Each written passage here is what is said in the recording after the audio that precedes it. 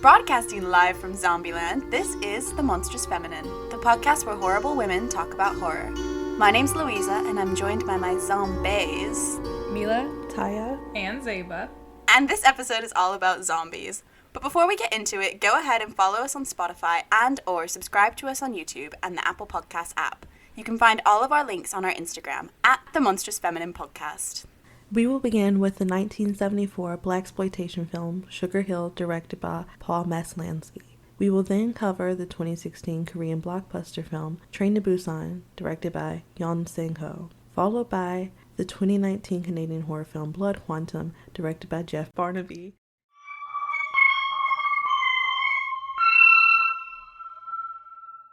I don't have any favorite zombie films because I don't like zombie films. I think they're anxiety-inducing. I think they're the only type of horror genre that actually scares me. Here's what I hate. I hate being outnumbered. I hate apocalypse scenarios because why would you want to live? I hate not even like the gore. It's just like they can't be reasoned with zombies. I hate that.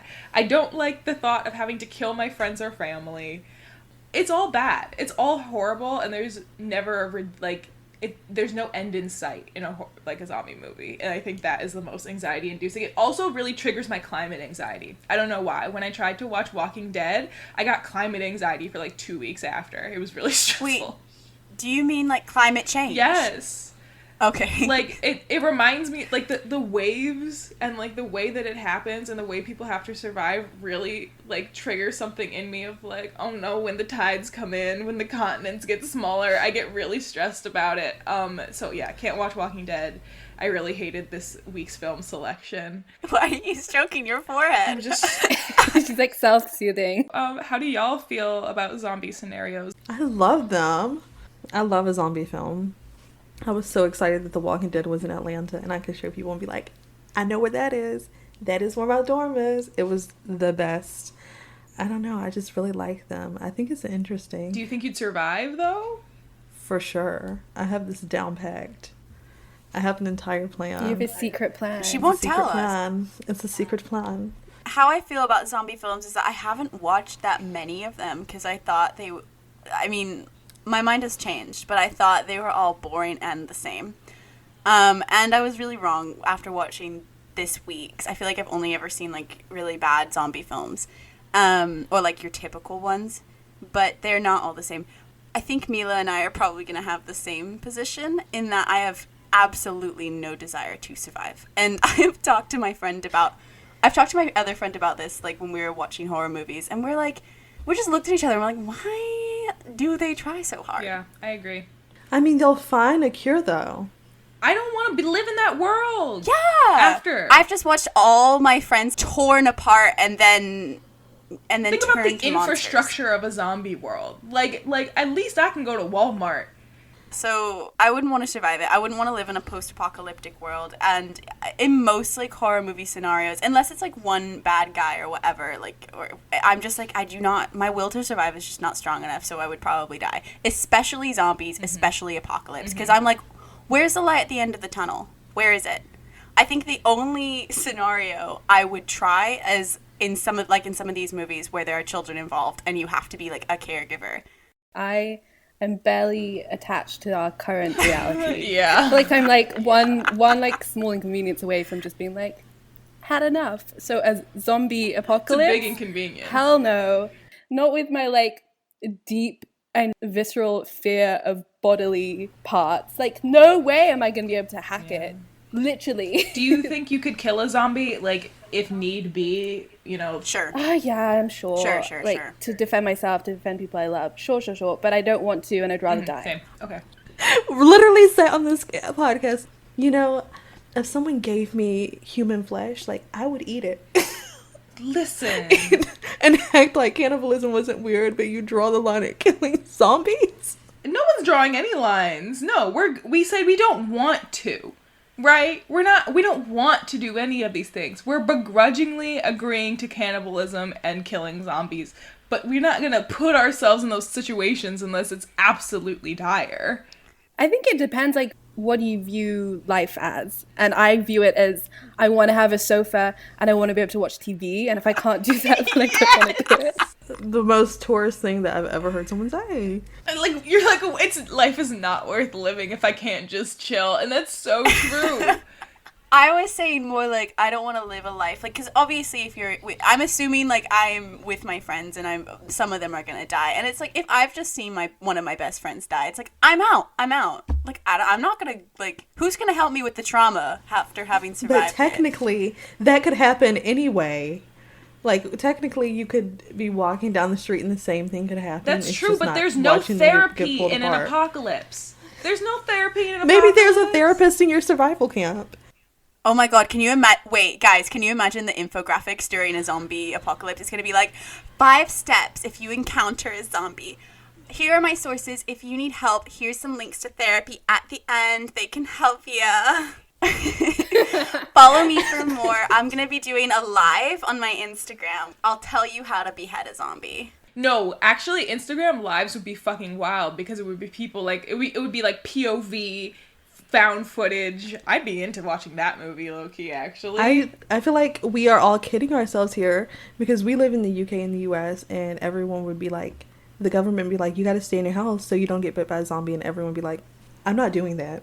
Let's look at statistically how many of the 4 of us have gotten COVID. I feel like that's statistically how many of 4 us out of would 4 be. alive. No, I haven't. Oh, Zeba hasn't. I would survive. You could have been asymptomatic though. That's true. That's fucking That's bullshit because I got mine from a kid. So I had to work. So You got bit by a zombie kid. he sneezed in my face. That's your fate. The Monstrous Feminine is on Apple Podcasts, so please go leave us a 5-star review and give us some praise. And we may just add you to our survival crew, and you'll get a shout out in our next episode as our Witch of the Week, potentially. So, this week's Witch of the Week is Whoosh F. Karnarnarnus Kaskinen. They say, love it, and they gave us 5 stars, and they said, I am totally obsessed with this podcast. Such lovely and educated ladies. I really appreciate their perspectives and thoughts on horror and feminism. I think you deserve an unlimited amount of face mask, and I hope you had a really good breakfast. Yeah. I hope that you get your stimulus check this week. If you're not American, I hope that you have finances that make you feel secure. I wish abundance for you and yours and healthy living. Everyone else who's been Witch of the Week is gonna be like, damn, I didn't get all this. Yeah, for the Love Witch, we were just like, sorry for your trauma. Yeah. Sugar Hill follows Diana Sugar Hill on her grief-stricken quest for vengeance following the murder of her fiancé Langston by a mob boss. Diana turns to a voodoo authority for assistance with her revenge and is given an army of zombies to take out her enemies. Meet Sugar Hill. No, please. Not a place, but a brand new face. My friends call me Sugar. The foxiest, Looking for anything special? sexiest, deadliest chick in town. How did you guys feel about Sugar Hill? I'm about to make a bunch of Disney references. Disney references, why? I don't really like Disney movies, so Princess and the this Frog. hurts. But yeah, the villain in the Princess and the Frog is based off of Yeah. the voodoo god that helped her in this movie. And also, this movie, to me, kind of felt like The Little Mermaid is like a voodoo horror zombie film. Because instead of like bargaining something to get the guy, it was bargaining something to get revenge for his wrongful murder. And she was like given assistance, but at the end she had to pay a price for it. And so I was like, ooh, this kind of reminds me of The Little Mermaid. She wasn't silenced, though. She was very outspoken. Yeah, she wasn't silenced, though. That was the only thing. I loved this movie. Wait, what? Are you kidding me? Yeah. That is not what I texted the group chat. I said, I have an opinion of this movie that you're not expecting. But I thought it was going to be, I hate it. No, I really liked it. Okay, tell me. Okay. I found it really cathartic to watch. I just, in the way that blaxploitation is just like, yeah, I get them. You know when they say, hey, Whitey, I was like, I put in my notes, can we call Mila that? Can that's how we dress her? Do it! It made me laugh out loud. I think Miss Sugar Hill is an incredible protagonist. I want a poster of her on my wall. I love her. I think she went in with intention and had no regrets. She loved killing people. I thought she might have like some character building or something. None. Excellent. The voodoo, the lore was like low-key accurate. Like Princess, like more accurate than Princess and the Frog for sure, because they have to like Disney-fy it or whatever. But like when she goes to the voodoo lady and she's like, I'm not gonna take you to Papa Legba, I'm not gonna take you to like all these other orishas that she could take her to. She's like, we're going to the biggest and the baddiest, and you're gonna have to make a sacrifice. And it's like, that is how you do, you like barter for things, and like that is how voodoo works. I thought like they just had a low budget, you know what I'm saying? And that's not their fault, and the script is juicy, if not, you know, it doesn't have to be groundbreaking. It's just fun. It's just like fun to watch. Script is juicy. Yes, juicy. Juicy. Yeah, so like the offerings, she gave money. You could also give rum or tobacco. She, you know, gave herself. I also loved that there's this sort of lore of like trickster gods appear as different people in the world, and like you could interact with them. They could be a taxi driver, they could be somebody you meet on the street, it could be, that's like how that god appears to you in the world, and like how you exchange favors is like maybe you do something kind for like a homeless man you saw on the street, and like that is the god in disguise, and like that's where you get your blessings from. Like all of that was very accurate, and I like appreciated they worked with what they had. I really liked all of the characters that he encompassed in the world and where you saw him. The full gold grill was incredible of a costume choice. They made their choices where the budget happened, and I appreciated it. The zombies, I appreciated they were unique. They were unlike any zombies I'd ever seen before. They looked cool as hell. I liked their eyes. I liked the eyes. Also, everyone on Twitter is saying that the Streets video is a vampire just because he has, I don't know, there's nothing to indicate that it's a vampire. Doja Cat absolutely had a Sugar Hill reference in the Streets video. It's 100% a zombie from Sugar Hill. And who's the actor? Interesting that you said juicy. Yeah, it was juicy. I had a fun time. It's too slow. It's a short movie and it still feels slow, and I think there could have been more peaks and valleys to it, but I had a good time, and I kind of want some like paraphernalia, like some posters, some merch. I thought it was a fun movie. It's just, there are just some things, obviously, like, it's dated. There are some things that I just cannot vibe with. I agree with you about the eyes, though. I think I hate eyes, so anything that's, like, weird about eyes. Also, their hands, when they were grabbing on the massage scene. Okay, but hands aren't my thing. Eyes are, like, a thing that freaks me out. Like, if you, like, show me your eyeball, I don't like. So the fact that they're, like, bugging out and silver was, like, that freaked me out more than any of the other zombies. That's what makes it good. Yeah, so, no, that's a good thing. This is the praise that I'm giving it before I dive in. Okay, first of all, like, the blatant colorism. Oh, yeah, always. But, oh, yeah, always. Excessive use of the N-word as well, which is just uncomfortable and not needed. Like, it was just thrown in there like fucking pepper on a fucking plate. Just a bare plate, empty plate. I don't know. I couldn't think of a dish. She rolled with the analogy. I know. Pepper on a dish. And I was just, I don't know, that was disturbing to me. But, yeah, and there was this one line where Celeste, I believe that was the mobster's girlfriend, let's say, and he was, like, insulting her, the mobster, and he was like, no. He said something about class. Sugar is classy. And then she said, it's not class, it's color. And then he was like, well, you could use some of that. And I was like, is it color? Because she's, like, borderline white passing. Like, it cracks me up. I looked it up. I was like, I was really confused because I did not, and I don't mean this in an offensive way, I don't know if it is, but I feel like as another white passing individual, I can perhaps say it, that I fully thought it was a fake tan. I thought they just put some. I'm sure they did. I'm 100% sure they did. I feel like they did it during the scenes where she had the afro, because I feel like she looked darker though when she had the blonde wig on, though, because the hair was so light. Also, the usage of the afro in general. Yeah, I have a lot of stuff on that from various different critics. But yeah, which basically, there's like a collection of them that sort of say the same thing. We have like Ben Schaff Brooks and our legacy, Dr. Robin Armeens Coleman.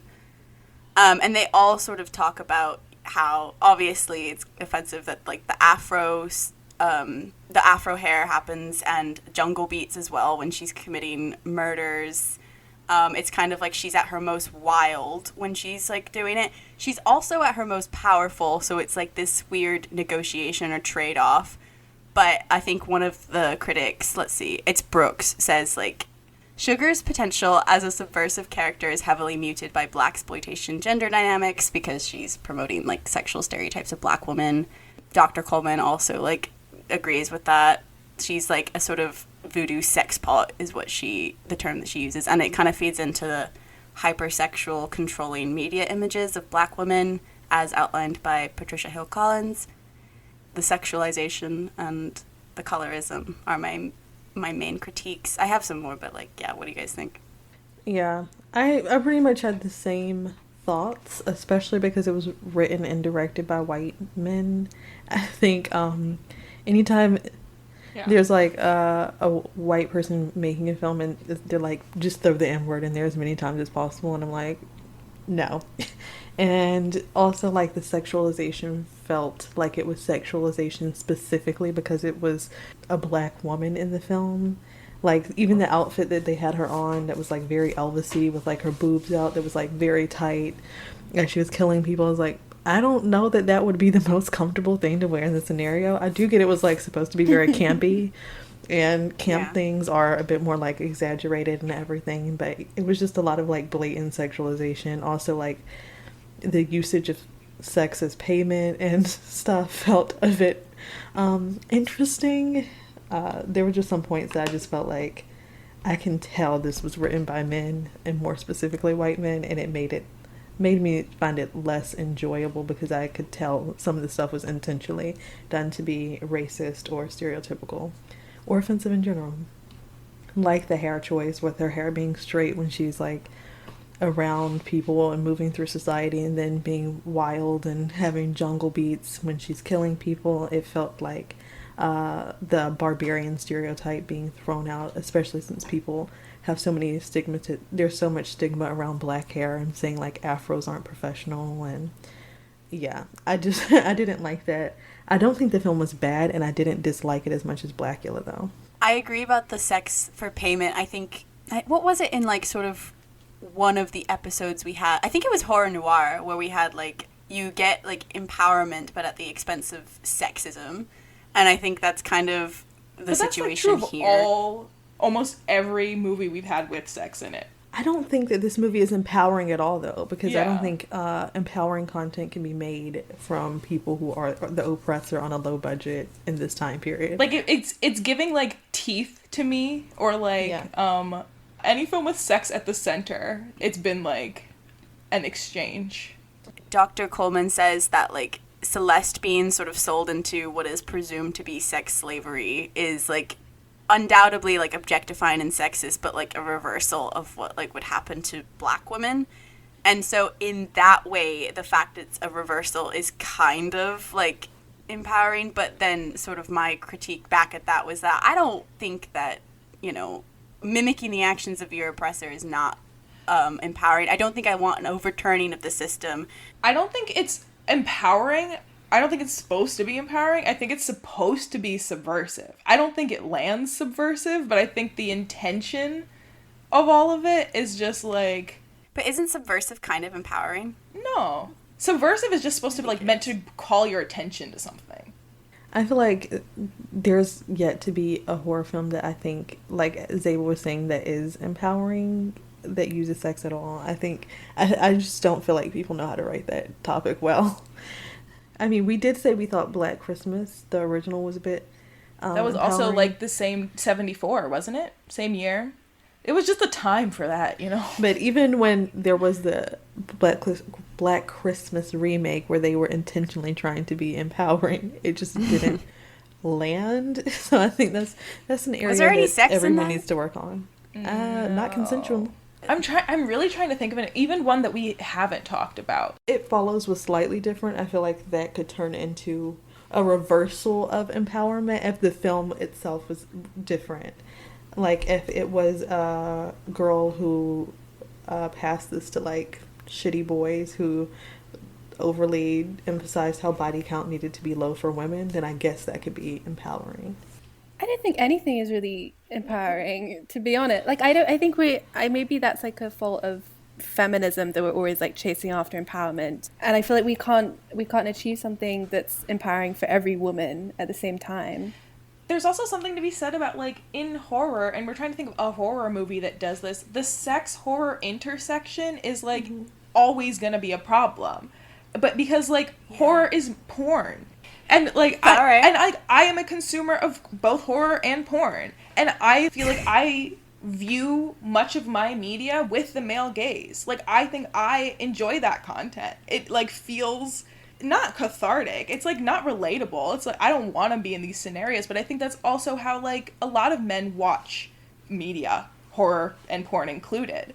And it's, like, that's how they direct it. And that's how they write it. And that's how the camera looks is also how I see the world. And it's really, like, difficult to untangle, but I feel like I can't step away from a movie and, like, having liked the experience, having been entertained by the experience, and then be like, but I shouldn't have liked it. Because it's like, I have to sit there and be like, I both see myself on the screen and objectify myself on the screen. Like, This is why porn is so controversial in a way, especially since people are being more drawn to, like, more violent sexual acts, as we've seen on social media and TikTok.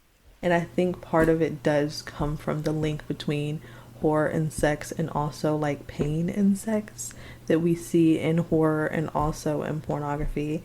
And even though that is interpreted as empowering to some people, there's, like, very contrasting views on how that relationship works, because there is, like, some people who view this as an empowering take back of things, and then there's some people who are saying, no, you're just letting men objectify you or be very cruel to you. So it's, like, such a double-edged sword between if women are allowed to enjoy things or if they're meant to immediately view them as something they shouldn't enjoy and something that they should view as, like, an act of terror. Especially when you're, like, consumer and creator, because I think a lot of folks who, like, have, like, OnlyFans or whatever, I'm back to porn, but it's, like, related. It's like, if they are making content catered towards a very niche audience because, like, they have subscribers or whatever, how are you going to tell them that the thing that makes them the most money is, like, not empowering for them or somebody else? You know what I mean? Yeah. And it's, like, blaxploitation is a very niche market. It's, like, low budget in the same way that porn is, like, low budget. I think I should maybe clarify in the sense that I don't hate it, and I'm not trying to say, like, I don't like it because it's not empowering, or in this instance. As in, that was a separate point about how the overturning there was a bit of annoying to me, and that I just couldn't really vibe with, like, because I feel like Celeste's, like, punishment is meant to be, like, a revenge thing as well, and I was just like, oh, but as, like, another woman, I know that she's racist, but I just can't, like, vibe with rape being used as a punishment. That also happens in American Horror Story. Does that not happen with Marie Laveau, the voodoo queen in American Horror Story? Was there not a situation where, like, she's, like, punishing white women and she has, like, that beast that she's in charge of? Yes, she does. Yep. Yeah. That's also a voodoo sex correlation directed by a white man. There they do the exact same thing. I think they also kind of use that in a way on the same season, Coven, with Emma Roberts' character. I can't remember her name. I think it was Madison. When she goes to the frat party and she gets sexually assaulted, and then they're like, oh, look how powerful she is post the sexual assault. She can bring people back to life, and she also killed all these like, guys on the frat bus. And I was like, I don't like rape revenge stories. I mean, I don't really consume porn because I just don't enjoy looking at violence. I say this as I watch horror movies, and I'm on a horror podcast. I mean, it doesn't have to be violent, and the way that horror doesn't have to be violent. It can be. But I feel like even, like, porn that is directed by women is still, like, obviously from the male gaze in a way that I just don't really enjoy. I think the things that are most empowering to me is, like, financial independence, which has nothing to do with sex. I don't think that's true. Of things that go with empowerment. Okay. But again, this is, like, what I don't know if it was Mila or Louisa was saying where like nothing is going to be empowering to every woman, and I think people are allowed to like whatever they find empowering. Some people are going to be like, I find it empowering to have a sugar daddy and spend up his money because of patriarchy. And some people are going to say, I think it's empowering to make your own money and be a business owner. No mistake, I am not a girl boss. I don't want to run a business. No. Tyia said, no mistake, that shit's not empowering. And I do not stand with it. Yeah.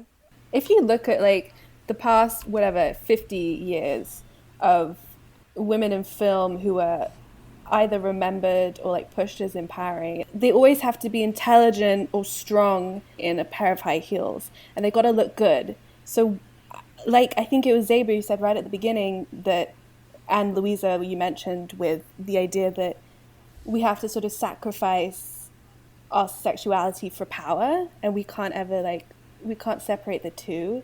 I feel in a similar way towards the whole like bimbo conversation on TikTok, how women are saying like it's empowering for me, and other women are being like, but individual action is not like exempt from a community or how we, a patriarchy works, and there's that kind of divide. And I feel like that's true.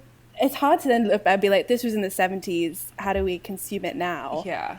Can we enjoy anything? I don't know. I don't know anymore. I consume most like media that's, or cultural whatever, that's been made prior, like if it's dated. As you would if it was the time? Or you look at it retrospectively? No, I said I forgive it. As in, like, there are things I allow that I would not allow at all for if sure. it was made right 100% for sure and now. Blaxploitation, like, there are things that I allow that I would, like, Yeah. Celeste, you know you really ought to try and show some manners. Even if you don't know what they are. Get out of here. Leave. Funny. I get the feeling that you forget this is my club. And you're the one that's on her way out. Don't you get uppity with me. Uppity? With you? My dear, talking to you means I look nowhere but down. I have a great segue to the next movie, Train to Busan, along this topic that we're on. As we were talking about, like, the complexity of womanhood and how it's very hard because people feel like you're not allowed to like one thing, and women are like bullied for every single thing that they like.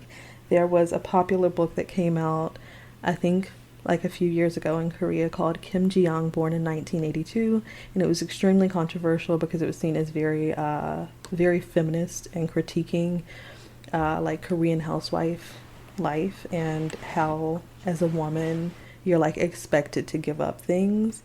But the book is about like she has a breakdown and starts to imagine herself as like multiple women in her life and forgets who she is, which is after like two women mock her for being a housewife, buying ice cream with her husband's money and sitting on a park bench. And I think like somewhere along the lines of empowerment, we kind of forgot that different things are empowering for different people, and kind of just sometimes make fun of other women for the thing that makes them feel empowered, whether it be like being an influencer girl and taking bikini pics, or being a housewife, and like whatever makes someone happy, they should be allowed to do that thing as long as it's not harming any person or detrimental to society.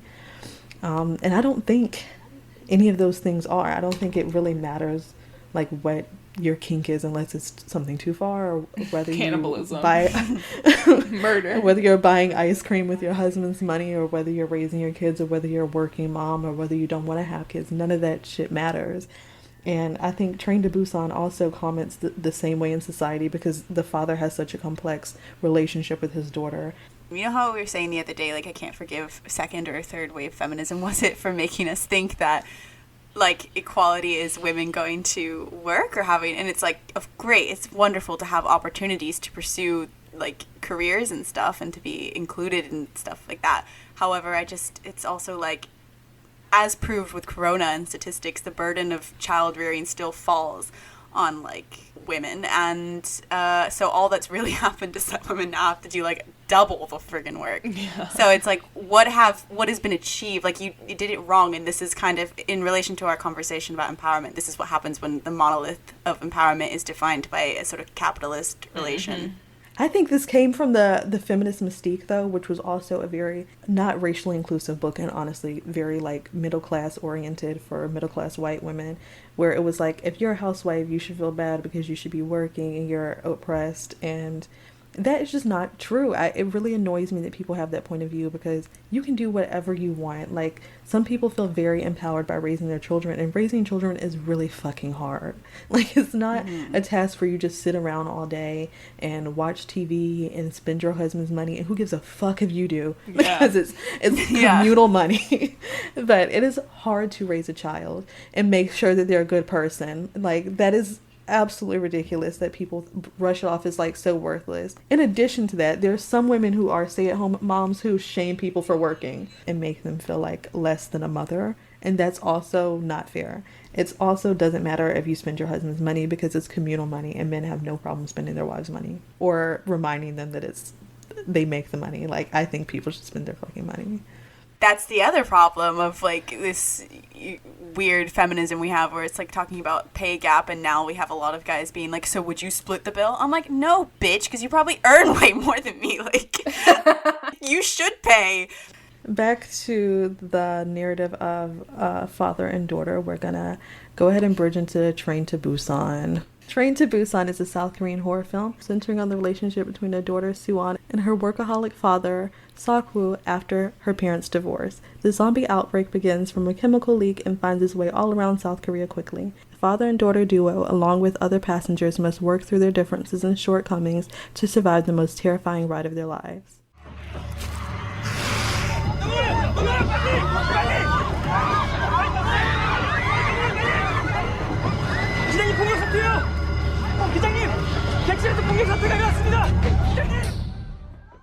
Okay, now let's talk about how this all made us fucking cry. Oh, yeah. I'm so shocked, because I don't think a horror has ever made me like cry. I think maybe like they have some sad scenes, like maybe I well up, but I have never sobbed at a horror. Like, I ugly Kim Kardashian cried like for several minutes. Like, it was like it just streams.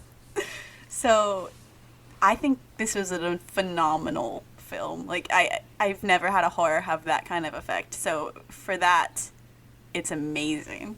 I watched it a year ago. You didn't watch it, and even though no, I didn't watch it again. Like, I don't want to relive that. Like, it really did, like Louisa said, leave me kind of sobbing. I think it's like a bit of a betrayal for any horror, because they go in being like zombies, gore, maybe a little smattering of social commentary, and then it's like, by the way, I'm gonna leave you crushed. I think that's a Korean movie thing, though. Like, I don't know if you guys have seen the movie The Host. The Host, sorry. And The Host, about to say, yeah.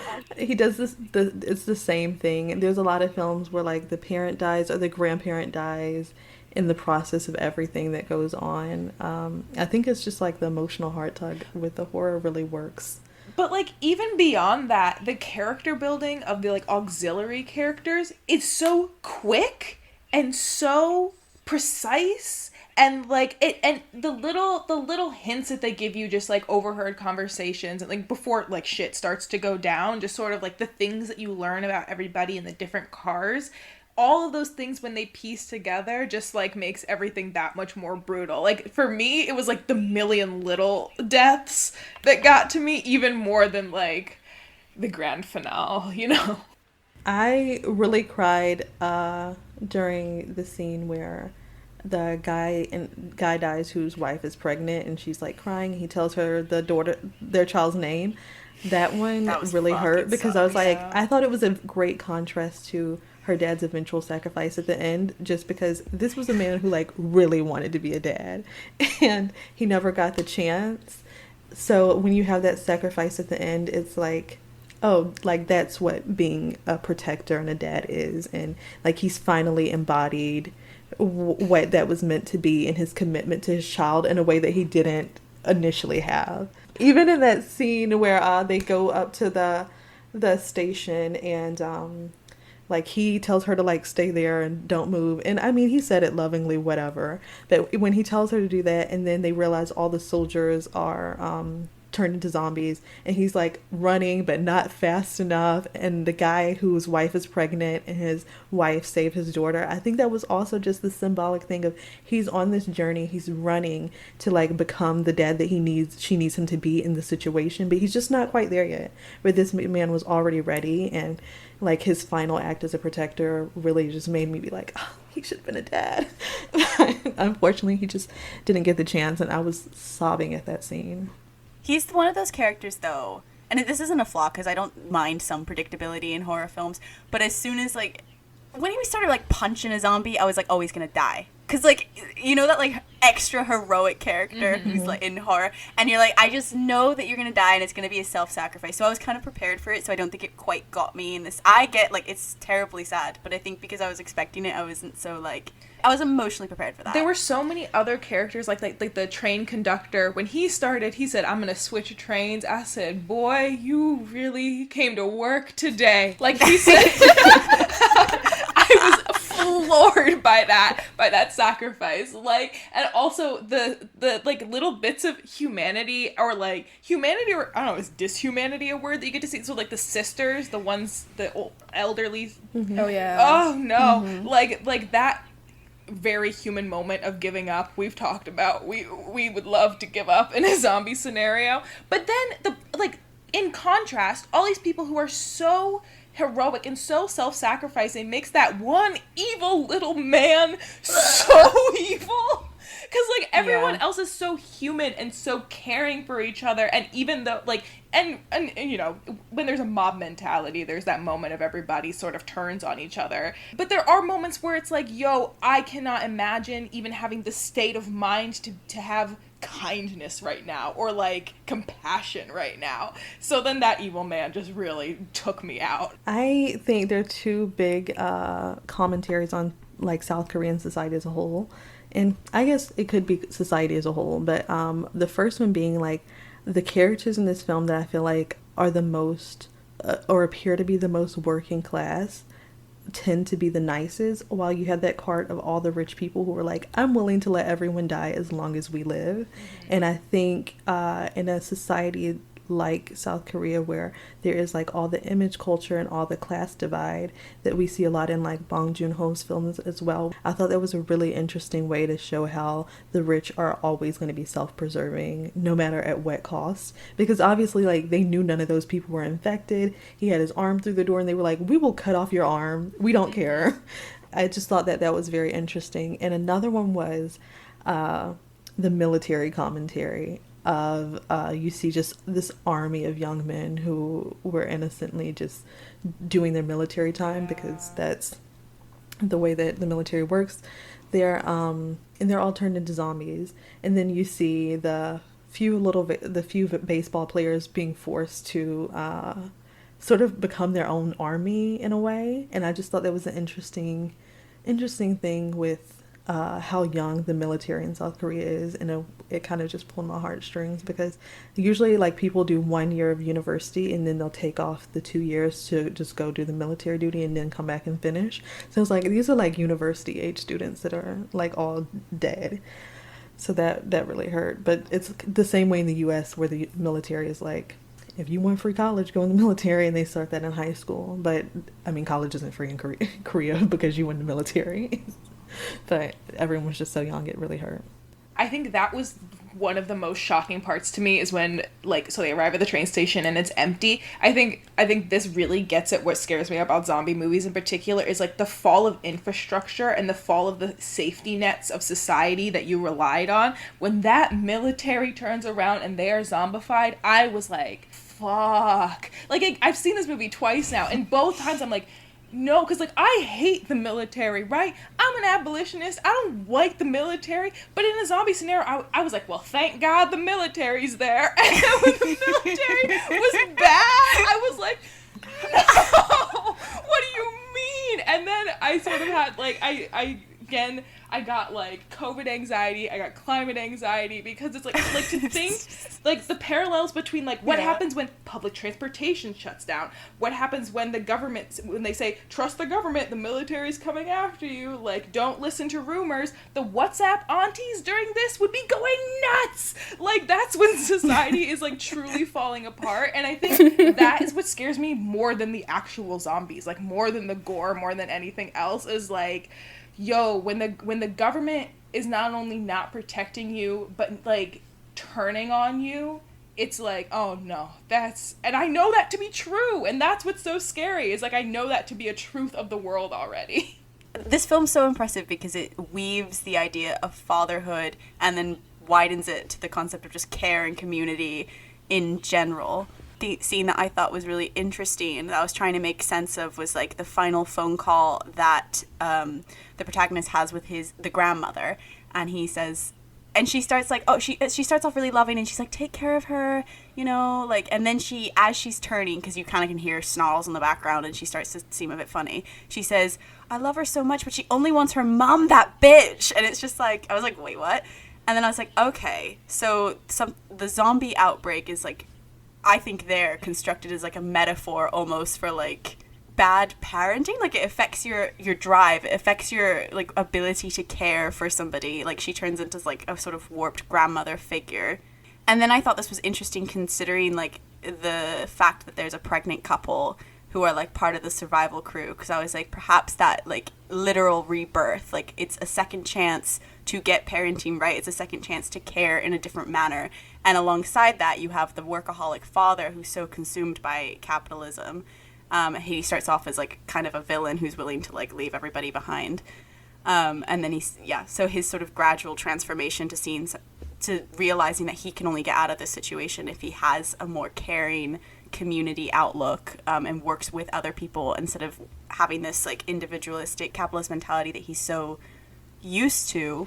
And then more broadly, there's this idea, because the daughter says like, you only care about yourself, and that's why mom left. So work is the reason that like their family broke apart. So this zombie apocalypse seems like to be like a reset button, so that the human race can sort of start over and reprioritize. And I thought that was also symbolized by the fact that the train is literally going to meet the mother. It's like symbolically real, like his ex-wife. It's kind of symbolically reuniting the family.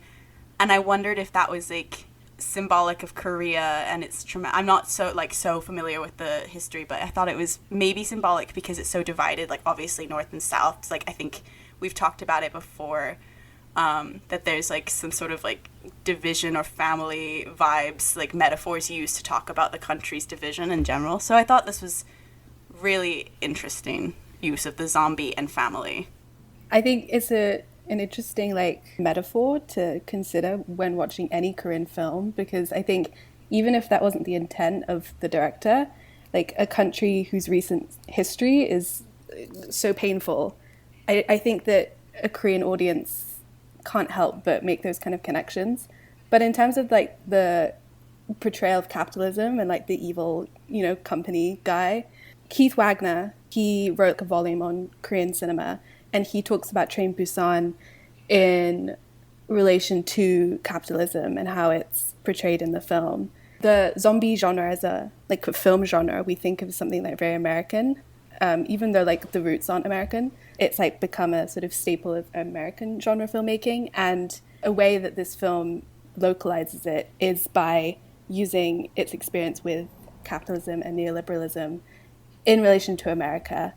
And it's like really significant because 2016, like that period of time in Korea, the president who was impeached in 2016, and she was sort of like wrapped up in like huge corruption scandal and mismanagement. And a very important like event that happened during her presidency was a ferry disaster that killed over 300 people, and the majority of which were high school students. And a lot of the reasons for why it was such an awful tragedy was because of like underfunding, mismanagement, loads of like neoliberal capitalism sort of seeping its way into private companies, and like it really obviously shook the nation.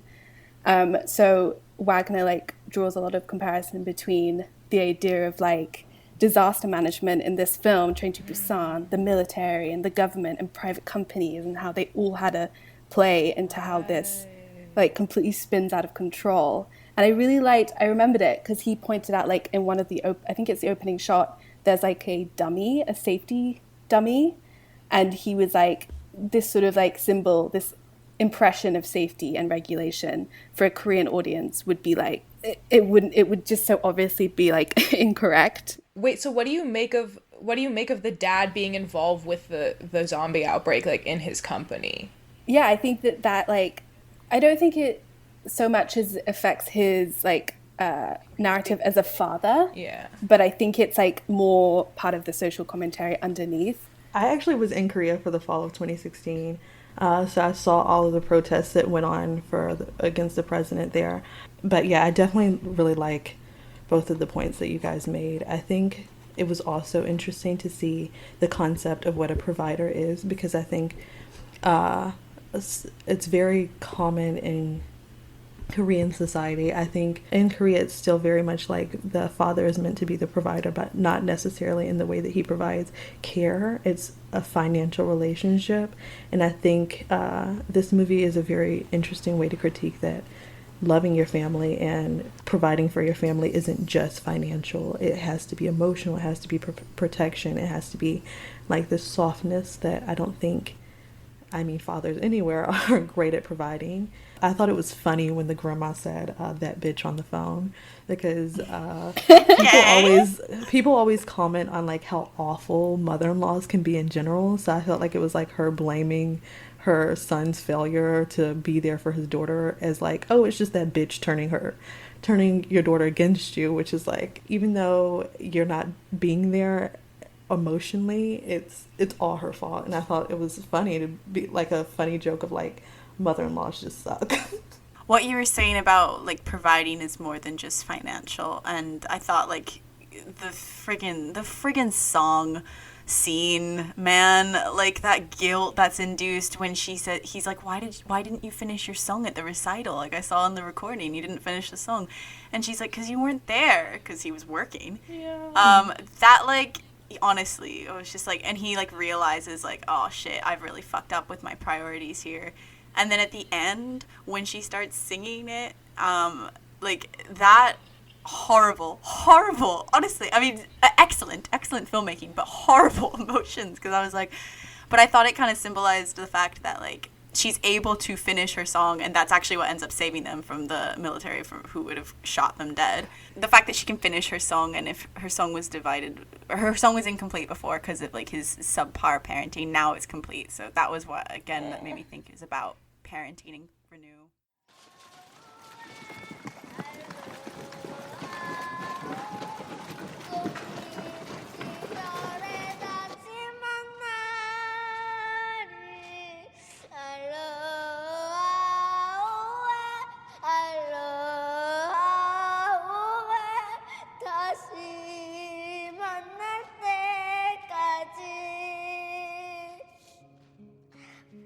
I think I honestly love the idea of her singing the song and the completion of everything here, because I think it's necessary, to be honest. I think sacrifice in parenting is legitimately just linked to motherhood, and so it's like, as we said when we saw Alien, or even in the instance of like the pregnant woman in this movie, like if something goes wrong, the mom is always expected to die and like save her unborn child, or go out of her way to save a child, even if it's not her. So I thought like the sacrifice of the father was necessary in the situation where we can see that he wasn't present. Also, another thing I think that people can take away from this movie, which isn't like the main point or anything, is just to be appreciative of the people that love you, because I think maybe his daughter didn't feel that he loved her because he was never there, but I think everyone has different styles that they express how they love people, and for some people it is like driving myself into a job that I hate every day because I want to make sure you have every single thing you could ever possibly want in this world. And sometimes I think that we forget that that is also love, whether it be with a parent or like a partner. Because, like, sometimes people say, oh, I want a rich wife, I want a rich husband, I want a rich partner, and you don't ever think about the other things that you want them to have. Or you'll see, like, a kid at school who's really rich and has all these things, but they'll be envious that your parents pay attention to you and show up to your recitals. So I think everything has a sacrifice, but we always just have to be grateful for the ways that people show up for us and the way that they love us, and try to meet them in the middle and find ways to compromise. He had too much love for her. She had 2 Wiis. 2 Wiis of love. That's one way to look at it. That's true. You could look at it as, like, he was caring for her in one way financially, but it was just the fact that he had absolutely none of the other. Incompatible love languages. Thinking a huge gesture will make everything okay, and not necessarily checking to see if that's actually what the child wants or needs. Some people love that, though. Some people really respond to gifts. Isn't that a love language? Mm-hmm. Yeah, it is. It's my aunt. I've never met anyone who had that as their number one love language, and then I met my aunt, and I was like, oh. Oh, no, my dad's a gift giver for sure. He gives really good gifts. A gift giver? But have you had someone that's, like, number one, give me a gift? Because I know loads of people that are gift givers. I think I'm a gift giver. Strange. But I'm a terrible receiver. I think it's strange to be your number one, because it's like, you won't accept any other kind of love. Like... It's like a god, like a sacrifice. Like, come with me. Bring me something, and then maybe we'll talk. My point was stupid after all of your lovely reflection and appreciation. I was just going to be like, this is scary as fuck because it's on a train. Like, that's because you live in England. Our trains are fucking slow. No, I literally thought about that. I was like, if my life depended on a successful journey with a Tyia fucking L, I would be dead. Like, also, the fact that you're not, like, guaranteed a seat on those trains, and so, like, sometimes you get on them and they're so crowded that you have to stand up until someone gets up. I remember, this goes back to my COVID anxiety of, like, I remember I used to commute into SOAS, like, most days of the week on a train where it would be standing only both ways some days. Like, so packed, so crowded, and them people did not give a shit about my life. Like, I promise you, if something bad happened, and, like, one time when I was commuting into New York, when I was doing that commute, I fainted on the train and no one fucking helped me. that's terrible. Yeah. I've actually had a similar experience with London, actually. I was like, I didn't faint, but I was like, unfucking well. Like, I was about to faint, so I had, like, head between my legs and, like, and I was like, I was probably visibly unwell, and, like, no one offered a seat, and then I finally got one, and I was like head between my legs, and everyone just kind of like, they no probably one thought you were going to turn into a cares. zombie. That's why this movie is brilliant, because I feel like there is a lot of care and there's a lot of redeeming qualities and humanity displayed, but it's also like there are some people, like the evil people, I'm like, and the people who like become like a sort of mob mentality and self-preservation, and they're like, yeah, lock them out, and it's like heartbreaking. I was like, that's absolutely realistic. That's how people in the West act. Coronavirus showed us all that South Korea had an excellent response to coronavirus, and that is why they can live their lives normally, because everyone had it on lock. Everyone actually cared about the safety of other people in the country, and the government worked excellently with the COVID hotels, the quarantining, the apps. It was on point. 100%. Claps to you, claps to Taiwan. However, all of Europe and the US, y'all fucked up. And it showed how individualist societies suck. I just remembered, I have a real zombies on a train story. No, you don't, but go on. We can't quite believe you there. Okay. So you know how in London, also in New York, I think they do this when they have like theme pub crawls. So it was a zombie pub crawl night. I was coming back at like, I was on the overground at like maybe like 11:30. It wasn't super late, but there were 2 zombies left over from like this citywide zombie pub crawl. I'd seen other zombies out in the day, but there was like a couple who was on this train, and the one guy, I don't know, I mean, they were both drunk, but they didn't seem like incapacitatedly drunk. They were just having a conversation, and then this guy faints, just like out and out faints, and everyone's like, whoa, wow, and he's dressed like a zombie. It's like, it's a big drama. And he like gets up and he's like, oh, I'm fine. Everyone's like, okay, whatever. And then he faints again, and everyone's like, oh shit. He stands up, and everyone's like, okay, okay, get him some water. I think somebody found some, like, soda. Like, I think he was diabetic. I think he was having a blood sugar problem, too. Oh, right, okay. And then he's like, no, everyone's like, dude, are you fine? There was care. Everyone was, like, looking out, because he had made friends, you know, by this point in the train ride. And then he faints a third time. It was so dramatic every time, because his eyes would, like, roll back in his head, and he's, like, zombified. It was really scary. And so the next stop comes, and he's like, everyone, like, what do you want to do? He's like, it's not my stop. He's like, I want to get off and, like, be in the fresh air. And everyone's like, bet. And I think his friend came with him, and some, like, other kind humans, like, got off with him and made sure he was all right, and, like, got his blood sugar up. But it was really scary. Hearing you say this reminds me of this time where I was on the tube in London, and this homeless man got on the train, and he had, like, one of the cups, and he was asking people for money. But as he was walking by the people who were, like, way in front of me, because I was, like, towards the part where it's, like, the door going to the next cart. So he's walking, and everyone just is, like, screaming as he's walking by, and I'm like, are they doing it because he's black?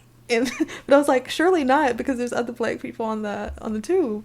And so then he walks past me. He walks past me, and the entire back of his head is, like, burst open, because he had apparently fallen, and there's, like, blood dripping down, and everyone's freaking out and screaming, and everyone's like, is there a doctor? Is there a doctor? And, oh my God, like, no one's phones worked in the tube. Yeah. So everyone's just freaking out, like, oh my God, like, what are we gonna do? And he's like, I'm just gonna go to the next cart, like, it's fine. And they were like, no, you have to go to the hospital. And he's like, I don't have healthcare. And they're like, everyone has NHS. It was horrifying. But, like, a guy and a couple of other dudes got off the train with him to just walk him up to the hospital. But this was, like, near Victoria-ish. It was absolutely wild, but I had completely forgot about this as Zeba said that. But I guess there is some care, because they got off with a random stranger whose head was busted. I have a deep fear of other people's blood, though, so I did not get off the train. I'm so sorry. I did give him some money, though. But I'm like, other people's blood, I don't know what's in it. But that's why this movie is so good, because it's a perfect divide of, like, it's like a realistic to me proportion of who would be carried and who would be a fucking, like, self-preservation dick. It's also a question of, like, who is considered, like, essential enough to save and who's considered disposable. Because, like, so often in zombie movies, you're like, yeah, the old guy, he's not going to run fast enough anyway. We can't take care of him. In all fairness, like, if it's any man, I'm not going to get off anywhere with him. I can't. Like, I'm too afraid of men in general. So, like, no. Like, even if they were like, we don't take you to safety, I would be like, I guess I'm going to die. Like, my mind is just like, I can't foresee that happening. Do you see, Louisa, you have a question on here that says, would you guys have opened the door or shut it? Oh, yeah, that was about the individualism point. Like, in that, you know, when I think I was referring to that scene where they're like, no, you might have been bitten. Mm-hmm. And I was just like, I think I would have let them in, but I would have made them strip. I would have made them I would have been like, show me and make sure you weren't bitten. I would have said, yeah, you can come in, but we're going to put you to one side and, like, kind of block it off with everyone's luggage, and then wait and see if you turn, and then you can come to Gym Pop. I feel like stripping is, like, a little bit too degrading, so... No, I don't mean, guys, whoa, I don't mean, like, no, it's not like fucking prison. I just meant, like, I'd want them to, like, just show me your, like, shirt, like, or arms, make sure you don't have any bite marks. Not, like, fucking drop them, like... Someone play Pony by Genuine. Oh, stop it. How did we get here? But seriously, this is why I don't want to experience any kind of survival situation, because I think if you're in I don't want to have to decide between my life and others. I don't think I don't want to have to do that. That sounds like a bad time. To be fair, like, anyone that I came across, like, if I was in a situation where I could help people, I would still just help them. Or, like, if they needed me to shoot some zombies to help them get away, absolutely. I would be very skeptical about joining another person's survival camp, though, because they could be cannibals, or they could be, like, using people for bait or something. So I think I'd be skeptical in that regard of, like, joining another group. But, like, letting people in and stuff, nah, I think that'd be fine. But I do see I don't see that it would be a very good situation if something like that broke out here. I think this was an interesting movie, and apparently they're making an American remake. Really don't need to. They really don't need to. But I honestly hope if they're making an American remake to it, which they are, that they are honest to how people are in America, because it's very clear that people do not care about the collective in the U.S. is very individualistic, or either centered around, I only care about people who look like me, which I guess in a homogenous society, it's not as much of that, like, factors of like, oh, I'm only saving people who are also white, or I'm only saving people who are also X ethnicity or something. There's not as much of that. But I just think in general, people care more about the collective in South Korea. I'm not romanticizing Korea anyway, because every place has its own issues. I just need to briefly say Gongyu is extremely attractive, and we need to give him his flowers, because we forgot to talk about how attractive that man is. He's perfect. His face was sculpted by the gods. He saved a country in his past life to be blessed with that face, and he deserves the praise for it. Wow. I never really got the hype, and for some reason watching him like kill zombies was what I needed. He's perfect. I watched him in Coffee Prince when I was like in high school, and I was like, oh, he's okay. And then I became like an adult, and I was like, oh my god. And I think with when I became of age and my eyes were able to see, I got it. When your skull finally closed. Can we talk about Blood Quantum?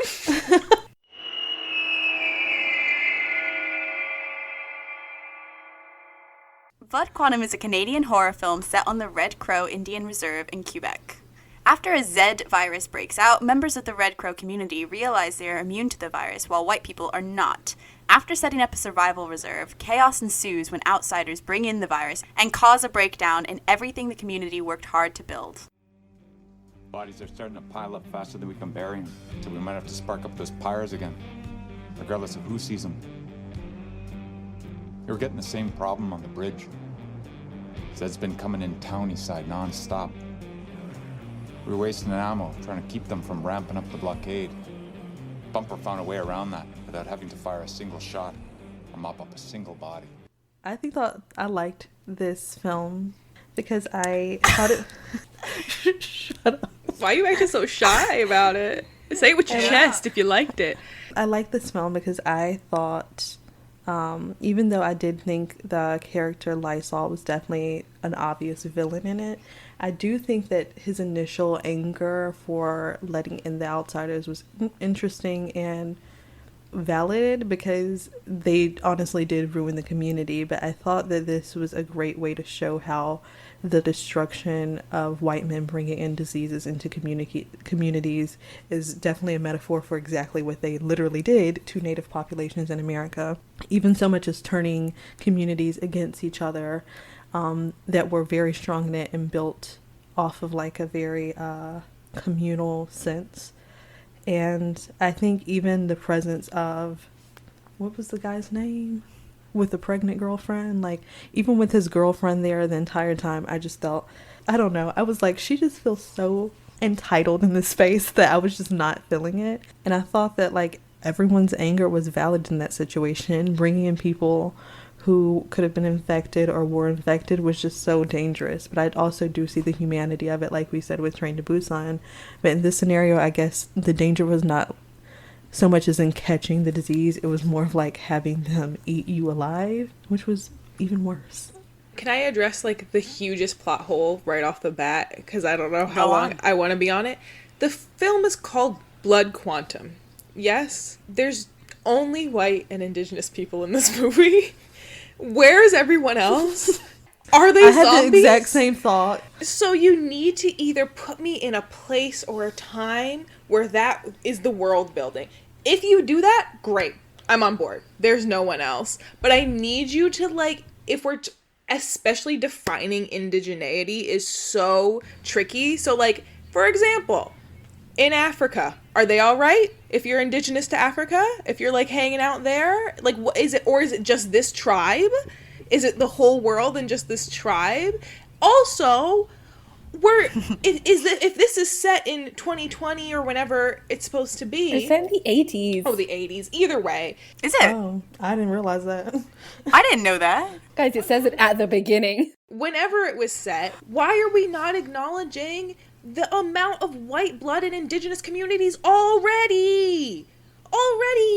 That is the point of like blood quantum politics. Is like who is considered a part of the tribe? Does it come from a maternal line? Does it come from a paternal line? Every tribe has like different rules for like how that works, and like quite frankly, some places are like, listen, we've been so ravaged by colonialism. It doesn't matter if you're 3/4 white. You know, you've grown up around here, it's fine. Some places are like, absolutely not. We absolutely have to have a certificate. There's a process. There's an initiation. There's a something that goes along with it. All of those intricacies, all that nuance was just like thrown the fuck out the window. That's fine if you tell me out and out that those are the rules of the world. But you've set this in a world that is real and exists. So I'm like, that is frustrating to me. Beyond that, that's fine. But I just think I think there should have been more constructive world building around that. You guys can't see, but the way you just spoke with your hands was so compelling. I think the character, the pregnant girl, was almost like the only semblance that we got of it's not really about your exact blood makeup. It's more of like how you embody and embrace the ways of the tribe, even if you are mainly white, because they never explicitly say she's white. We just know she's white enough to get the disease. Her character is white enough to get it, but also not white enough to be accepted, or something along that sort. And then also her pregnancy of the child, presumably, I mean, in my head when I was watching it, I was like, oh, the baby is totally going to make her immune to getting it because her baby would be half, but apparently not. That's not how that worked. And we don't know about the child. Yeah, I was like, was the baby immune, or was it because she was bitten the baby came out with it? Like, it was a bit unclear. But because this movie is written and directed and starring indigenous people, I'm going to take it as it's not my place. Yeah, I also was going to comment on the monstrous womb vibes and saying, like, I didn't realize that I didn't ever interpret her as part of the tribe. I thought she was just, like, a white, like, someone who's moved there, I don't know. Well, it didn't necessarily seem like it was a closed-off reservation, and I thought that was kind of, like, I didn't necessarily think it was, like, separate in the same way that some might be. That's why I just thought she was, like, someone whose family has moved there and now she lives there. I didn't think she was part of the tribe, so that's an interesting interpretation I didn't really consider. Going off of she's white and not part of the tribe. Then I was wondering about the baby too. I think, like, is the baby gonna be the cure then? Like, because she was bitten. It's very, like, Monstrous Room, like, well, what is the baby going to be? Because she was bitten while she was pregnant. And I was like, is this baby going to have, like, because he had the indigenous immunity, but he was bitten, is it going to be, like, a situation where they can be the savior and that's problematic? It was very weird. Mm-hmm. Very weird use of mixed in general. I don't know why there were no black people in this movie. I'm not just saying this as a black person. I just know that there are black people in Canada. And I was a bit confused. There's no Asian people. I was like, where is everyone else? In 1980, did we not, were black people and Asian people not invented? Not yet. Like, not in Quebec, apparently. I was a bit confused about that. I think it's because, like, the history between indigenous people in Canada and America is more based on white violence than anybody else really doing anything. However, we do have to think about there were Native people in America who did own slaves. Slaves and Native American people overlapped in the U.S. But this is set in Canada, so I'm going to disassociate that from my mind. But yeah, I was just a bit confused about why everybody was just white or Native in the movie. It just felt odd. It reminded me of The Handmaid's Tale when I watched it, and I was like, did everyone else go extinct? Because we never talk about, like, how any other race reacts to the Z virus. So I was like, was everybody else dying? Because what did black people do to deserve dying from this disease? We got colonized too. So yeah, I get it. You're like, what the fuck? The whole immunity plot meant that I think then you're right, like what if there were Asian people or black people, like what was their immunity status? So I think maybe in order to like drive home their point, the director might have made some decisions. I mean, but to be fair, collectively, we all do have beef with colonization, colonialism, white people killing us during those days. We all do have the same beef there.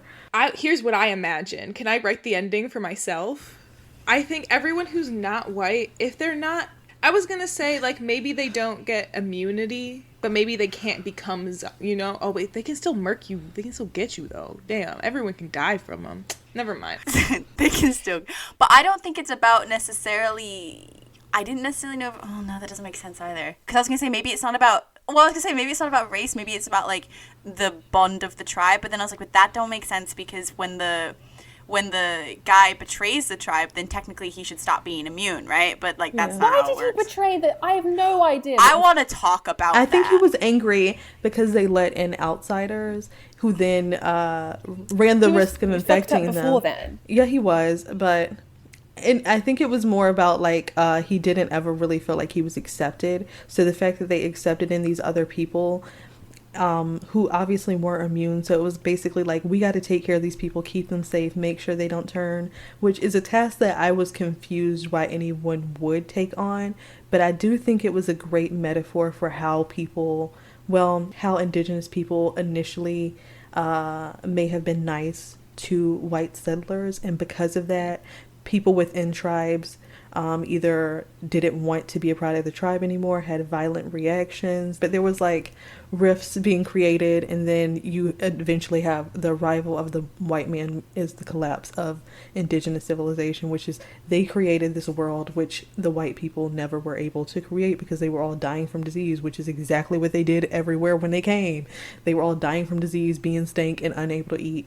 So and like this paradise that they had created that was safe, secure, had food, had water, everyone's needs were met. When they brought these people in, it just triggered, I think, in him the sense of, well, no one has made me feel welcome, but they welcomed in these people that could bring the collapse of our civilization. So I'm going to bring the collapse for you. I think it was sort of like a retaliation to, you didn't accept me, so I'm going to bring it down for you. That's the best explanation that I've heard for it, and maybe it patches it up slightly in my head. But for me, I was just like, it seems counterintuitive that, like, you want belonging, so you then decide to destroy the thing that you're so desperately craving, like, that you so desperately want to belong to. I don't know. I feel like I would have believed it more if he had just been, like, if it had been an accident. Like, the fact that he was like, well, I'm going to leave because I'm sick of, you know, for exactly the reasons you just said, Tyia. And then he accidentally, in the processes of, like, leaving, accidentally one gets in or something like that. Like, that's kind of would have been more, I just didn't understand the whole, like, his betrayal. To me, it wasn't, like, it didn't feel like there was that much compelling in it. I don't know. The characterization didn't quite follow through with that. But I don't think we really knew any of these characters with the exception of the guy and his girlfriend who was pregnant. I don't think we really got to know that many of the characters enough to know what their personalities would be like.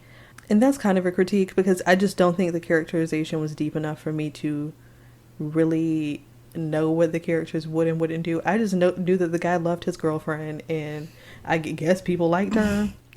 I do like that they did bring up the drug problem that is on a lot of reservations at the beginning of the film with the guy with his crackhead white girlfriend, who was the first zombie that, I don't think she was the first one, but I did like that they brought that up. And it's also partially also thought the lack of resources that the sheriff's department had and how they didn't have enough cells. And I do think the fact that Lysol's character was in the jail, we're supposed to know that he's not a good guy from the beginning. I think we're supposed to know that he's not a great person because he was in that jail at the beginning. But I do think it's interesting to show the lack of resources, how drugs can be an issue on reservations. I don't think he's a clear-cut villain at all. I don't think he's a clear-cut villain, but I do think we're supposed to assess that he's not really accepted. He kind of gets into trouble, and so it's not necessarily shocking that he does have this spiral of anger where he betrays everybody. But I think his character was nice in terms of it represented how easy it is to fall in with the wrong crowd or do bad things when you are put in a situation where you aren't receiving proper funding, and there are so many issues with drugs, not having enough sheriff funding, not having enough funding for schools, because those are real issues. I feel like you're convincing me that this film has more depth than it does when you're adding way more layers. I love the points you're making, but I don't really think the film communicated them, to me at least, and we're like, it's always going to be different, like, to an indigenous viewer, like what they get from the film, especially emotionally.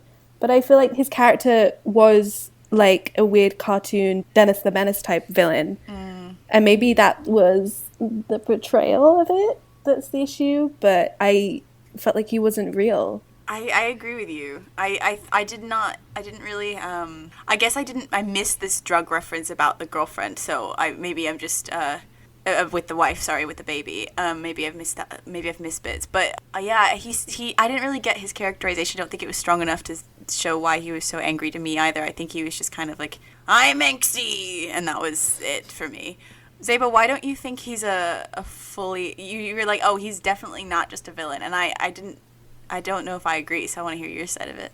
I mean, yeah, maybe I'm giving too much credit to the origin story, as Tyia is. It's like, yeah, the situation is the villain. And it's like, I also think that we're, like, if you look at we're looking at the situation retrospectively in the same way that we're looking at history retrospectively. It's like, damn, they shouldn't have let those white people in. It's like, they didn't even know what a white people was. In this situation, they have a little bit more knowledge of it, but it is a new disease, a new infection, a new something. So it's also like operating with very little knowledge, and people they could look back on the situation and be like, damn, we shouldn't have let folks in. It just, it could have gone left. So I think it was an excellent character building, but I do think there was an attempt at like making it more gray and less black and white. You know what, I think I get maybe the betrayal. I just don't get the psychotic level he takes the betrayal to, like where he actively rounds up people and feeds them to the zombies. I think that's where I'm just like, what? Like, that's where it was just like, you're a cartoon villain. This is like the same criticism I had of like Game of Thrones, where Cersei decides to blow up everyone in that fucking church, and it's like green fucking fire. But I actually like that scene in Game of Thrones. I didn't dislike it, but it was a very cartoon villain moment. And this is like, yeah, I was like, I didn't think that the leap from like, I'm angry at my family, I'm angry that they let in white people. I was like, understand, love the twist on history. Like, I think that's a really creative use of like a zombie lore for indigenous populations from my perspective, which is obviously not an indigenous one, so I don't know if that's whatever, if my analysis weighs that much. But I just mean, like, I thought that was creative, but I didn't understand the leap from like anger to like full psychotic, here you go, I'm gonna like round you in, I'm gonna use you as bait. Yeah. Maybe we could, if we don't view him explicitly as necessarily like a villain, but instead as a metaphor for what came after letting white people in this situation and in history, was this mass death. And so once they came in, rather than he himself like seeing the character as a villain, viewing him as the agent of chaos that actually came from the arrival of the white people. Here's the thing. I think it's just like not a careful enough tool, because like I always have a problem with, and like I want to see how the new Candyman goes because of this, and also reference to the old Candyman, when it's like a person turning on their own people and as like the tool of the oppressor, as the tool of the colonizer or whatever. I think that happens actually in a lot more movies than we think it does, and like it reminds me of, y'all know, I'm not afraid to say it. I'll say it on this podcast. Y'all can come after me. I do not like Childish Gambino, particularly in like the This Is America video, when he decides to like be the person holding the gun and turn around to the choir months after that real life shooting had happened. It doesn't matter if you think it looks cinematic. You're a black person holding a gun to black people, and in reality it was a white person. And I think we need to acknowledge that sometimes it's not like the spooky hand of colonialism. Sometimes it's just a white person that killed like straight out and out. And I think sometimes, and Candyman does this too, in an attempt to like be deeper or more cinematic, there's this like puppet villain that they use, like who's on the inside. And I see what people are trying to do, and for sure there are those real life moments throughout history for all different situations, but I just because it's a horror movie, like, does that have to be the villain? Like, there can be all that gore if you want, but like, is it more or less traumatic to see it coming from an insider than an outsider? I don't know. I think the only movie that does this well is Judas and the Black Messiah, and the reason it does as well is because it's true. Because in that situation, it's true. But in this one, yeah, his character, it becomes hard to define because it's just not clear why it went as bad as it did. I'm trying to give meaning to this, but I don't think it was the best choice. You're giving it the Black Christmas remake treatment. Like, yeah, you are. You want it to be better than it is, but that doesn't mean it's bad. It's just like, okay.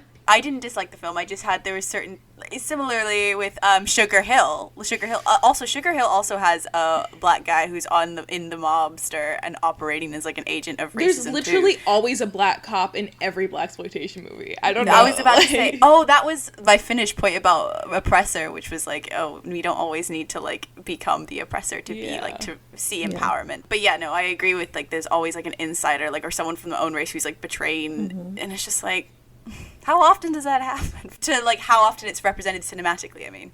I think studios really enjoy the story of someone from the same race as them betraying them or treating them poorly rather than like the reverse. And I think because there's so little representation for a lot of different groups in Hollywood or in film in general, it becomes like an issue of like, is all representation good representation? Because it gives more of like a face to the struggles of community or what goes on, or gives children something to watch and see themselves in, or should people be more strict about what they view as empowering because of how things aren't necessarily always perfect? But we were saying this earlier with like feminine representation in horror, and the links between that are so hard because so many people view things as view empowerment differently. Because this movie actually has really good reviews and it seems like a lot of people like it. I see people post about it all the time, and I think it was like a really big deal that this movie was made. Yeah. So I'm trying not to be too critical of it because I realize that I'm viewing this from a different gaze because I myself am not an indigenous person. I mean, at least not to America, because I am black.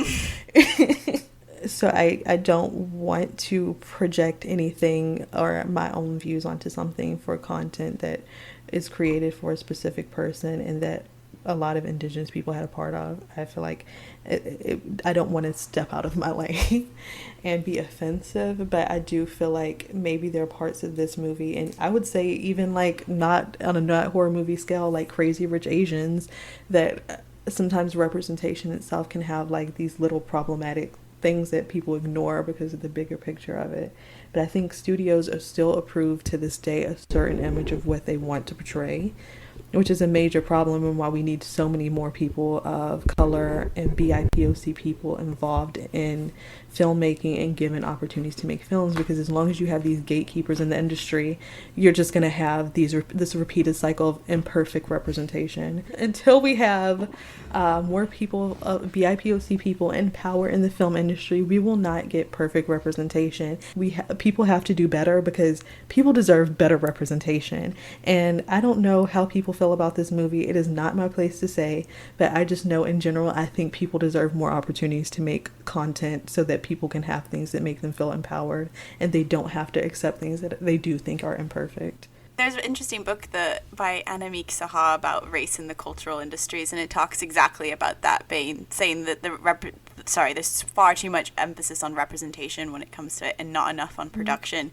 And actually, like, also the system of ratings and stuff, which still appeals to a white sensibility. So even when like people of color get to commission their own stuff or get to make their own stuff and get the funding for it, they're still trying to appeal sometimes to a mass market, or else the show might get canceled. Like, there's a lot of politics at play, and why it, like, even representation that's made by people of color sometimes fails, and it's because of crossing forces. I'm an advocate of, like, mediocrity of all kinds. Like, I think streaming services have these kind of budgets where they'll just, like, shoot money at a project and see if it lands, and they don't really review them very carefully. But I low-key love that, because we get a lot of bad content, but we also get a lot of content that would not have been made otherwise. And a lot of people get to just sort of, like, shoot their shot and throw their script at the wall and see if it sticks. And I really love that. And hey, Shudder, sponsor us. But like, I think it makes for a more diverse mediascape. And I always say that, like, if there is mediocre content, there's always room for very good content. It just means it's a difference of representation. Like, I want quantity, and I'll find the quality within it. That's a great way to put it. Yeah, I was just gonna say that's true, but then I noticed that a lot of, particularly if we're talking about queer films, I'm thinking here, like, I am not okay with this pose. Like, a lot of them get canceled early on, and I get annoyed on streaming platforms because they still have to appeal to ratings. So that's the only thing I'll say about that. Like, the initial conception of, like, what gets produced is, like, I think more, you're right, can potentially lead to more diverse choice, but then they get canceled. But the other thing I was going to say, Ty, is I too am struggling with this in the sense of, like, the gaze, because I was like, I'm not an indigenous person, and I like that it was written by indigenous people and also has indigenous actors. Like, it doesn't try necessarily to do a Jacob from Twilight scenario, but I gotta bring a Twilight reference in somewhere. So I understand, like, I think there are some things as well, like the characterization. The reason why I don't think it's a bad movie because of that, like, where it fails with characterization and inconsistencies with his character, is because I also think this is a horror, and sometimes characterization is sacrificed in horror in general. It's so true. Just to get to the action. So I'm not gonna, like, try to, like, say it's, like, this is a huge flaw and this is why I can't enjoy the movie, because I'm like, like, I forgive this in horror sometimes as well, because it's like they're just skipping to the gore of the zombie, and I get that. There should have been more nuance to that character and more explanation, but, like, we don't have the fucking time. We just want to see people get eaten sometimes. So I kind of vibe with that. On the sort of point about gaze too, which was something I was struggling to interpret a certain scene, which was the grandpa's self-sacrifice at the end. It was very sad, but I was like, I don't know. It's written by an indigenous person for indigenous audiences, presumably as well, obviously. Like, and I didn't understand the grandpa's decision to stay. I was like, I couldn't tell if it was one that indigenous audiences would, like, relate to, like, oh yes, the connection to the land, or if it was, like, almost a frustrating stereotype of, like, would someone be that committed that they would self-sacrifice, like, because I also, isn't there, like, a big emphasis on, like, cultures dying out and, like, protecting the elders and, like, preserving, like, things that only the elders know and can pass down. So that was, like, I was like, this is hard, because I would want to, like, ask, like, an indigenous person what they thought about it, kind of thing. Like, oh, is that a scene that's relatable, or is that a frustrating scene, or is it both? Like, I don't know. Or is it neither? Maybe I have it wrong. There's a book that you should read called Body Paint, Feathers, and VCRs, and it's all about it's called strategic essentialism, which is when you, like, in media create an image that's useful rather than an image that's authentic, because it you know, pushes forward a message. And so they'll do this a lot with documentaries that include indigenous populations, where they're like, dress a certain way or, like, do this certain thing, but it's the urgency of the situation is, like, by definition, and it's, like, unfortunate that, like, by definition, indigeneity is tied to the land. Like, there's no separating it for any indigenous population anywhere, and that applies to, like, why indigenous people so often have to be environmentalists. They don't want to have to be environmentalists, but when by definition your, like, culture is tied to the land, like, that becomes, like, part of the job. And then there's also a media image of what that job looks like to the outsider and what it does. And so, like, so often indigenous media has to, like, emphasize it, like, hey, we are this committed to the issue of land and people, land and community, like, to, like, re-emphasize it over and over and over again, not because it's a stereotype, but because it, like, is the truth of the situation. And I think it's interesting that it was one character and not all of them. I think that's an important thing to note. Is, like, we're also talking about the politics of, like, we were talking about earlier in survival and zombie movies, like, who is disposable. I think that was, like, a thing of age. It's a you know, it was a choice that's made in a lot of other zombie movies, that, like, the old person sacrifices himself or the world is not worth living in. And that's a sacrifice we as young people at the beginning of the episode said that we would make. So I think, like, I really understand, like, a lot of indigenous media makers have said, like, over and over that, like, there's a reason we're talking about the land over and over and over again. And it's because it is, like, central to the storytelling, it's central to the identity, it's central to the definition of, like, how we define the word in every space that we will use it in, unless it's, like, diasporic. But I viewed that as, like, this would happen in any other movie, and that I'm associating a sacrifice for the land to indigeneity is both a fault of the media maker and a reality of the situation. You know? That's really interesting. You're telling the story that needs to be told because there's an urgency. The way that, like, all zombie movies are urgent. Land is urgent. The earth is urgent. Disease is urgent. Population is urgent. And all of those things are tied to the definition of what it is to be indigenous to a place. I think he actually does say, "I'm not leaving this land again." That he has a line that's like, yeah. Because I'm sure they were, like, relocated, too. Zeba, you mentioned how, like, zombie movies trigger that, like, climate anxiety, and actually something that I loved about this film, compared to, like, Train to Busan, where the origin of the zombie virus comes from a lab, here they make, I can't remember which character it was. I want to say it was Gary Farmer's character, but I don't think it was. He makes, like, an environmentalist theory that it's, like, the planet being kind of, like, fuck you to its inhabitants, and how, like, again, going back to that lack of a sense of community and responsibility that we've seen countries like where we live as they respond to a global crisis. I think the indigenous community in this film, their instinct is to band together and as a community and create, like, a welcoming place. Like, at the end of the day, they let in those outsiders, those white people. And I think that makes, like, the grandpa's sacrifice, like, I don't know, so much more poignant, because he, like you say, like, because obviously age is a factor, because he's kind of come to the realization that he's old enough to feel like he can let go, but also in a principled way being able to die on his own terms on their own land. That being so tied to their identity, the land, and environmentalism, I think it was really interesting that they hypothesized that, like, the origin of this particular virus in this film was perhaps to do with environment or climate.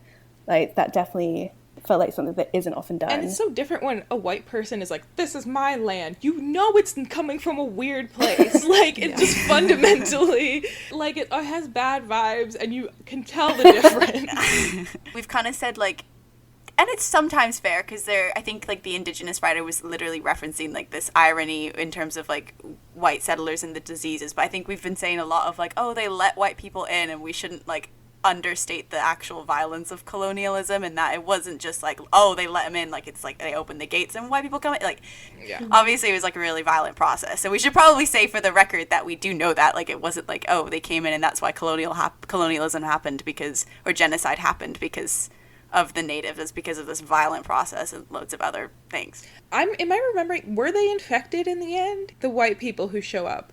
Yeah, they were. Yeah. They both were, I think. They were bitten and they didn't tell. That's the other thing. I don't understand in general. Because I was like, why would you... If you know what happens when you're bit, like... I guess because they thought there might be a cure because they weren't infected. I guess that's why they were compelled to honestly legitimately didn't care what disease they were bringing. They just wanted the temporary safety. And they were like, well, if they're functioning, they should help me. No, but there was the dad, remember, who wanted to save his daughter, and he was like, you have a cure, because they weren't infected, so they were like, you must have a cure or something. I think he says there was, like, some argument, and he's like, can you cure, like, maybe you can find... Oh, that is why they traveled there, because his daughter was bitten. Yeah, and he said, I thought, yeah. You're right on the other characters, though. I think perhaps they were just chaotic and friggin' selfish and did not give a fuck. But I think, like, there was some white people who were just like, oh, you might be able to help us because you're immune, like, maybe you can help. And they would later bring chaos and call it Thanksgiving. Anyway. The bigger problem than the dead walking around townies. It's the live, breathing ones. They're coming across in almost the same numbers. Some people in Red Crow don't like it, but we got to do right by survivors. We need to talk about the teeth moment in this film. Teeth. Teeth! Teeth. I forgot I blocked it out. It was horrible. Whose dick was it? It was Lysol. But was it actually, or was he faking it? I thought he set it up, or did it actually happen? What? I'm so confused. I was like pretty sure she actually ate his dick. I don't know, because then he was like walking around, like he was like bloody and whatever. Okay, maybe. But why would he set that up? But you said on the teeth episode, when I said she was not committing murder by biting off their dicks, you were like, they would die from that. He did not die from that. That's part of the reason. He did not die from that, so I'm with Louisa. I think he was pretending. But why would he pretend? I'm so confused. But he set up the whole situation like it was a conspiracy. Like that wasn't needed. Where did he get that penis? I'm so confused. He just got it off someone else. He's like, I don't know. This is what I mean. What the fuck is going on in this guy's head? I don't know. I don't know. Okay, so teeth moment was confusing. Great. That's fun. Also, his death scene, like, I don't normally feel nauseous in horror movies, but that made me physically quite nauseous. Actually, what I really liked was that it towed the line between, like, aestheticized violence and actually quite grotesque violence. Like, I wasn't quite able to like dissociate and be like movie magic, but I also wasn't like completely horrified and like, oh god, I'm actually watching someone die. It was like in that sweet spot in between. Yeah. I think like Hereditary is like one of those films where while I was watching, I was like, oh, this is a lot, and I felt like I was actually watching someone die. This felt like I was watching a movie. Zeba, I thought maybe you were like overreacting when you said that you didn't like zombies, because before when we discussed, you're like, I don't like zombie movies, they're the scariest. But then I realized that I think I agree with you. I think when I was watching this, I was like, I don't think I've been like exposed to very good zombie films, and now that I have been, I was like, this is a terrifying genre. I can see why it's so popular in horror. My mom was in the military, and she can shoot very well. I'm not that terrified of that type of thing. I feel like as long as you have survival skills, that I don't. That's why I don't. I was just about to say, I think the human spirit is a lot more persevering than people know. You guys are saying you would give up, but I think your will to survive in that scenario would be a lot higher than you expect it would be. You're overestimating me. With my best efforts, I don't think I'd last very long. I think you would. So we have the like settler proverb at the beginning. At the end, the mum and the son and the baby have escaped on the boat. Did you see the boat as like a sort of like inverted settler boat situation, or is that me reading too much into it? Because I felt like actually it was like quite strong, the imagery, but then I didn't like know really what it meant, but it felt like quite deliberate. I really like that. Thanks, babe. I did not think of that though. I didn't think of it either, but I think you I could didn't be think right. Yeah, it's good. I'm not sure what like the concluding remark would be of that. Did they have like a quote at the ending credits? I kind of turned on the movie too quick to know. I don't think so. I think you're just left unknown of like what the baby in the world and everything will bring. I don't like, and we saw it in Train to Busan as well, I don't like the use of babies. In apocalypse situations, having pregnant women, having babies, it's normally pregnant women who either give birth at the end. I don't know, it's like such an overdone metaphor. Thank you for listening to The Monstrous Feminine. Be sure to follow us on Instagram, SoundCloud, and Spotify at The Monstrous Feminine Podcast, and on Twitter at The MonFemPod. Subscribe to our YouTube channel and rate us and review us on Apple Podcasts to be our next Witch of the Week. We also have a TikTok. Follow us at The Monstrous Feminine for podcast clips and more fun. Rooms up, witches out.